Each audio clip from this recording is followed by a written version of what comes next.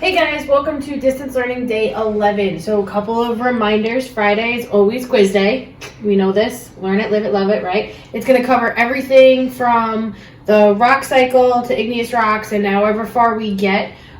Monday, your quest will be due. It has been posted as of yesterday. You should know by now it's on testwizard.com and it will be due at 8:20 a.m. Okay?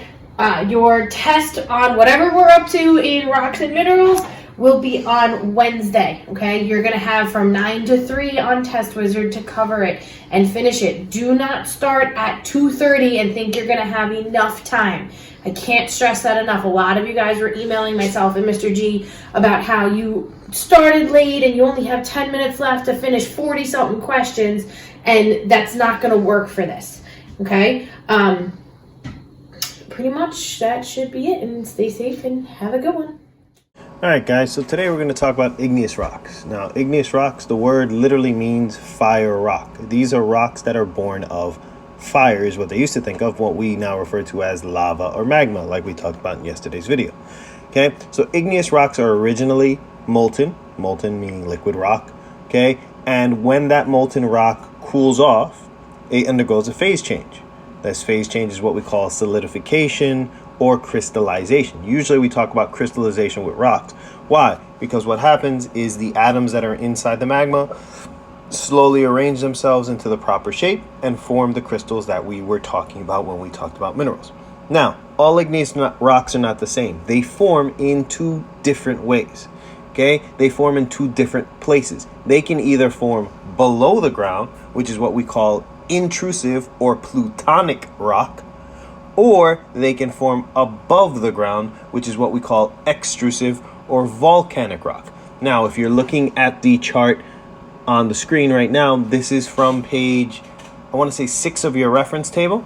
We are going to be using this a lot in this presentation. So if you have to pause the video, now would be a good time to pause it and make sure you have this brought up, because we are going to be highlighting it as we work our way through it.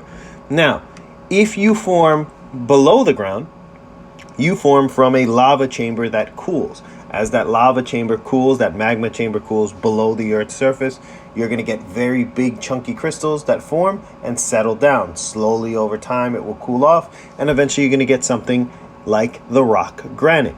Famous examples of granite would be Half Dome, which is the picture that you see right now in front of you from Yosemite National Park out in California, or Mount Rushmore. Mount Rushmore and the faces on this mountain are carved into granite, an intrusive rock. Now, the other environment of formation for igneous rocks is volcanic or extrusive. We use both terms. Now, what does that mean? It forms from volcanoes, like the images that you're seeing currently playing on the screen. Okay, when magma reaches the surface and comes in contact with the atmosphere or with the oceans, if it happens underwater, it now becomes what we call a volcanic or an extrusive rock that is formed. Now, what's the difference? Basically, cooling time. When you cool inside the earth, you can cool really, really slow. And so your crystals are nice and big and huge. But when you're exploding and spouting out like you see in front of you right now, you're not going to cool nearly as long. It's not going to take you as long to cool, is what I'm saying. And so you're going to tend to form much, much smaller crystals. And so we refer to you as extrusive. An example of an extrusive rock would be what you see right before you right now, which is a volcanic rock, which we call Pahoehoe. And so Pahoehoe would be an example of an extrusive volcanic rock. All right, so if we're looking at that chart on your reference table, okay, the scheme for igneous rocks, okay, if we look on the right hand side, you see right here, environment of formation, okay, you have the terms that we just talked about, extrusive and intrusive. There's also the term volcanic and plutonic. They could use any of these terms on a question. So what's the rule? I highly advise you have your reference table out right now and you highlight these as I'm going across. So if you see this line right here going across all the way, everything above this line is extrusive and everything below this line is intrusive. Now I know this one right here, diabase, is kind of weird. It's in the middle. They rarely ask it on the regents and we rarely ask it on tests, so don't worry too much about it. But if I ask you, for example, pumice, where would pumice have formed? Pumice would have formed extrusively.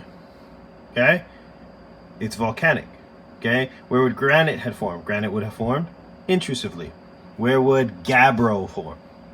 Okay, look, gabbro is right. Boom, there. What is it? It is an intrusive rock, which means where did it form? Below the Earth's surface. It's really, really important that you know these things.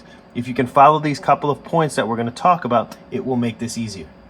Okay, guys? So make sure you've used highlighters. So I would highlight one thing all the way across here.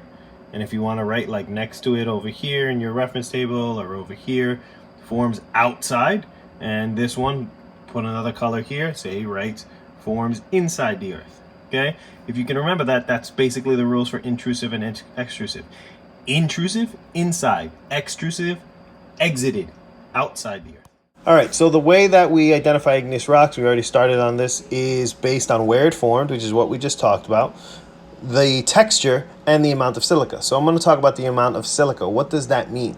Silica is, we've talked about it, it's silicon and oxygen bonded together. Those tetrahedral shapes that we talked about. Now, different lavas, different magmas have different amounts of silica, and therefore the rocks that form from them are different. Okay?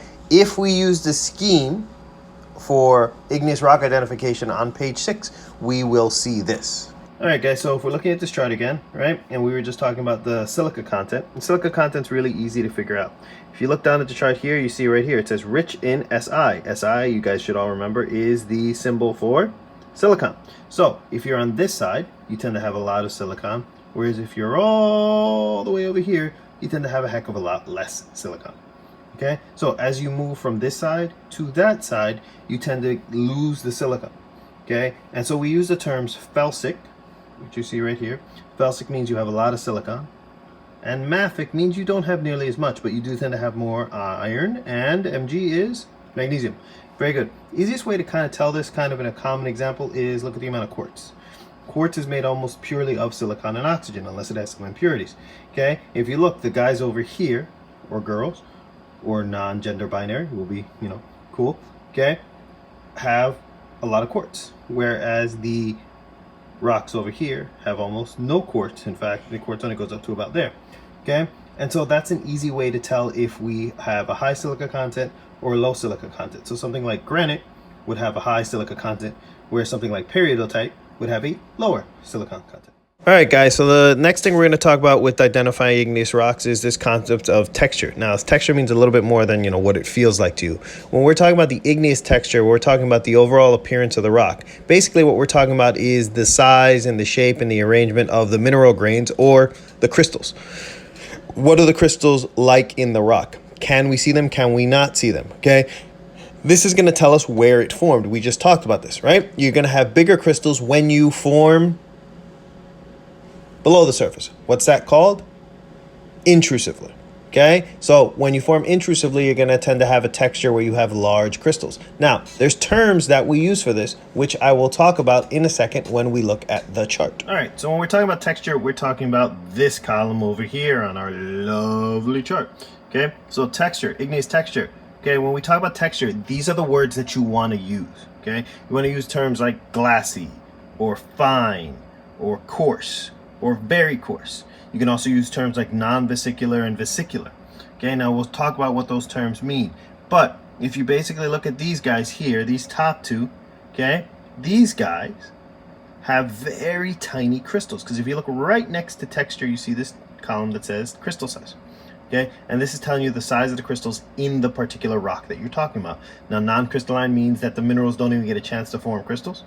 Okay, and less than 1 millimeter. So that's super small. That cannot be seen with your own eyes. That's what fine means. Okay, so we talk about glassy, we say we have no crystals. We talk about fine, we say we have crystals that we can't see with the naked eye. You need a microscope to see them. Okay, now what does that mean? Well, if you don't have big crystals, did you cool quickly? Correct response is no. If you did not cool quickly, where did you cool? Above the surface or below the surface? Well, the correct response for that should be in your heads above the surface. It should be a volcanic rock. And if you look, if you go straight across from glassy, boom, you hit extrusive, volcanic. If you go straight across from fine, boom, you hit extrusive. So what does that tell you? That tells you that everything, once again, above this line is the important line. It should be marked, it should be highlighted, big red line, kind of important. Everything above here is going to be either glassy or fine. Okay, very small crystals, if any. Okay, they're all going to form extrusively. They're all going to have these types of textures. Everything below this line is going to be intrusive, which means it's going to have very big crystals. Crystals that you can easily see. Okay, this are incredibly important concepts that you must know. All right, so the first type of texture we're going to talk about is glassy texture. Glassy texture, once again, means that you do not have crystals. You cooled incredibly quickly. In fact, these are usually the rocks that are going to form as lava gets shot out of a volcano, hits the air, and almost insta-cools. Okay, the atoms in these guys basically get locked in place. These basically form what we call volcanic glass. The most common example of this would be something like obsidian. You guys have seen this before. It's a shiny black volcanic rock. Okay, it looks like a piece of black glass. This would be an example of a volcanic extrusive glassy rock. Now, this would also be what we call non-vesicular. Why is it called that? Well, the term vesicular, we talked about vesicles before in the last video, means that you have lots of gas in it. And when your lava cools and hardens, the gas is going to escape, but it's going to leave a bunch of little holes, like you see in the rock above you. This would be an example of pumice. P-U-M-I-C-E. I know you guys can't spell that one. P-U-M-I-C-E. Okay? Pumice is also considered to be a glassy textured volcanic rock, but it's very different from the obsidian. Why? Well, because pumice comes from lava that has lots and lots of gas in it. And so what happens is when this gets shot up into the air and cools, it hardens and the gas is inside of it. As it hardens, the gas leaves and it leaves lots and lots of little holes. It makes the rock spongy. One cool thing about pumice is that it's one of the few rocks that will actually float in water. If you put it in water, pumice will actually float. Okay? And so pumice and obsidian would both be examples of glassy textured. But pumice would be vesicular, whereas obsidian would be non-vesicular. All right, and so the next texture we're going to talk about is fine grain. And fine grain means that you have crystals that are so small that you can't see them, like you see in the picture above you. And that's going to give you rocks that when you look at them, you cannot see their crystals, like this dark basalt that you see in front of you. You see that fine right here, where it says texture. You see that you have crystals smaller than 1 millimeter. Make sure you pay attention to that number. It might show up in a question. Hint, hint, wink, wink. And so everything above this line here would be fine grained. So basalt, diabase, andesite, rhyolite, all of these guys are fine grained. But if we go across, we can see fine grained is a extrusive rock, which means the environment of formation was volcanic. Are we seeing a pattern here? Tiny crystals, almost non-existent crystals. You cool really, really fast. You cool because you came out of a volcano. Does that make sense? Cool. All right, and so the next texture that we have is what we call coarse grained. Okay, and in coarse grains you have large crystals that are easily visible to the naked eye, like you're seeing in the picture above you.